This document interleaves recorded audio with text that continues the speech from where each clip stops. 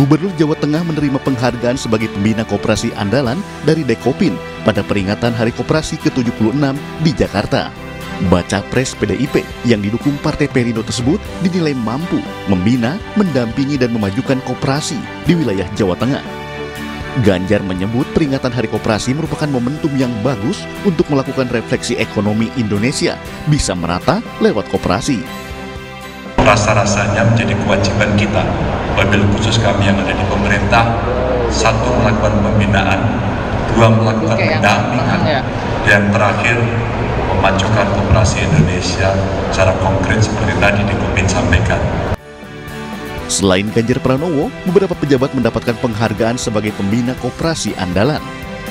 Para pejabat itu adalah Komandan Jenderal Kopassus Majen TNI Dedi Suryadi, Komandan Korps Marinir Majen TNI Marinir Nur Alamsyah, Wali Kota Surabaya Eri Cahyadi, Wali Kota Blitar Santoso, hingga Wali Kota Probolinggo Habib Hadi Zainal Abidin.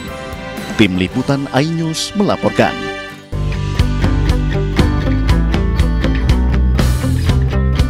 Warga dan pedagang mengeluhkan kondisi akses jalan kepada Gubernur Jawa Tengah Ganjar Pranowo saat meninjau revitalisasi Pasar Cuplik di Kecamatan Sukoharjo, Kabupaten Sukoharjo, Jawa Tengah. Ketiadaan akses jalan menghambat mobilitas warga serta mempengaruhi kegiatan ekonomi masyarakat yang berada di belakang Pasar Cuplik. Dari Pemprov betul-betul bisa membantu untuk merapikan pasar yang ada di sini ya, sehingga nanti pedagang bisa lebih baik, pasarnya lebih layak, dan jualannya makin laku. Kalau representatif bagus kan bisa baik. Dalam belusukannya di Kabupaten Sukoharjo, baca pres dari PDI Perjuangan yang didukung Partai Perindo ini juga meninjau perbaikan ruas jalan Cuplik Telukan di Kampung Sayemrejo, Desa Sonorejo, Kabupaten Sukoharjo, Jawa Tengah. Proyek perbaikan jalan senilai 7 miliar rupiah ini merupakan respon Pemprov Jateng atas laporan warga melalui aplikasi Lapor Gub. Sementara itu di Desa Sanggang, Kabupaten Sukoharjo, Ganjar menyerahkan bantuan rehab rumah tidak layak huni kepada Tugiem dan Windarti. Kedua warga prasejahtera ini mendapatkan bantuan dari pemerintah provinsi dan Basnas Jawa Tengah masing-masing 20 juta rupiah. Selain memberikan bantuan rehab rumah, Ganjar juga akan membantu warga mendapatkan pasokan air bersih serta instalasi listrik. Dari Sukoharjo, Jawa Tengah, Zanuar Setiaji iNews melaporkan.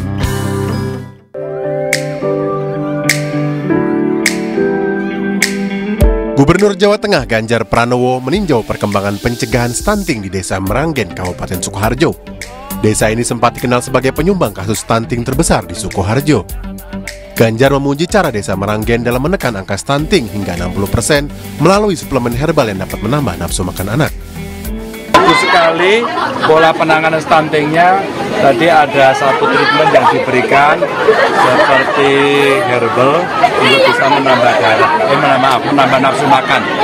Sehingga ketika kemudian si bayi diberikan satu treatment dengan herbal itu ternyata nafsu makannya tinggi. Dan tadi ada data-data yang cukup bagus bisa ditampilkan. Ternyata hampir 55% bisa tertangani dengan cepat. Setelah meninjau pencegahan stunting, baca pres dari PDIP yang juga didukung Partai Perindo ini memantau proses vaksinasi terhadap hewan di Desa Karanganyar.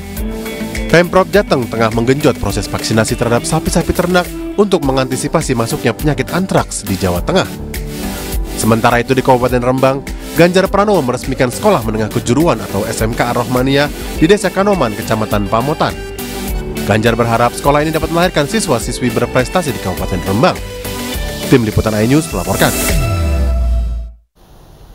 Pemirsa, turunkan angka stunting, Pemprov Jawa Barat mengajak anak-anak mengkonsumsi ikan. Sementara untuk mempercepat program pemerintah dalam mengentaskan kemiskinan, Kementerian Agama akan mengembangkan pemberdayaan umat berbasis zakat, infak, dan juga wakaf.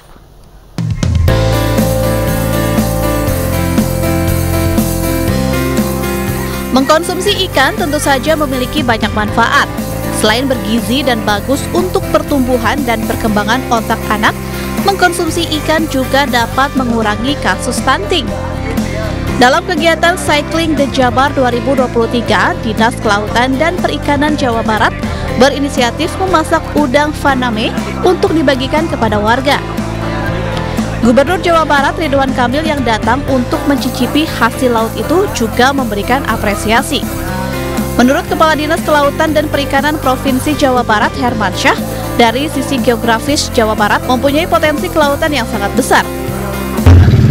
Nah itu memang tidak hanya udang, malah yang kebanyakan itu didominasi oleh nila dan lele. Jadi dari 1022 orang itu sekitar 700 orang itu ada di nila dan lele. Sisanya itu ada udang faname, kemudian juga ada gurame, ikan hias, termasuk juga produk-produk olahan. Terbaik di Jabar Selatan itu hanya dua, pertanian darat dan yang namanya aquaculture, ya, perikanan. Maka dua ini nggak boleh hilang. Jangan sampai anak-anak muda Jabar Selatan pindah ke Bandung, pindah ke Jakarta, meninggalkan desanya. Sementara itu, guna mempercepat program pemerintah dalam mengentaskan kemiskinan, Kementerian Agama akan mengembangkan pemberdayaan umat berbasis zakat, infak, dan wakaf. Zakat, infak, dan wakaf menjadi salah satu potensi sumber dana pembangunan umat dengan nilai fantastis yang mencapai puluhan triliun rupiah setiap tahun. Kemiskinan, sebagaimana kita ketahui bahwa angka kemiskinan di Indonesia masih menjadi tantangan kita bersama. Semoga zakat, wakaf, infak, sedekah ini bisa menjadi instrumen transformasi ekonomi, meningkatkan kesejahteraan umat. Melihat potensi tersebut, Kementerian Agama akan melakukan pengembangan pemberdayaan umat berbasis zakat dan wakaf dengan menempatkan pendampingan di kantor urusan agama. Dari Jakarta dan Bandung, Jawa Barat, Tim Liputan iNews melaporkan. Seorang siswi di Kabupaten Bogor, Jawa Barat meraih prestasi membanggakan. Ya, di usia 15 tahun, ia lulus dan diterima sebagai mahasiswi Fakultas Kedokteran Universitas Indonesia.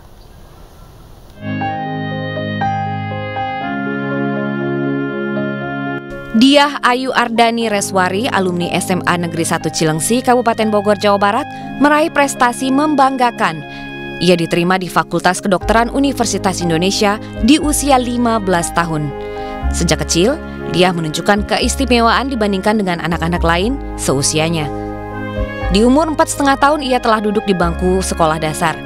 Dan saat SMP, ia lulus hanya dalam waktu 2 tahun usai mengikuti program akselerasi. Setelah lulus SMA, Diah mendaftar ke Universitas Indonesia melalui jalur prestasi, namun sempat gagal. Hingga akhirnya ia mengikuti jalur tes dan dinyatakan lolos di Fakultas Kedokteran. Prestasi Diah di dunia pendidikan tidak lepas dari didikan orang tuanya sejak ia kecil.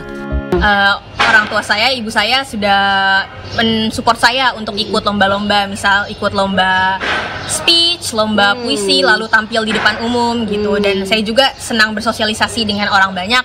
Nah, dari situlah saya ketika SMP saya pernah juara 2 lomba kultum di Kultum Muharram, dan sejak itulah saya senang public speaking dan berbicara di depan umum. Jadi terlatih.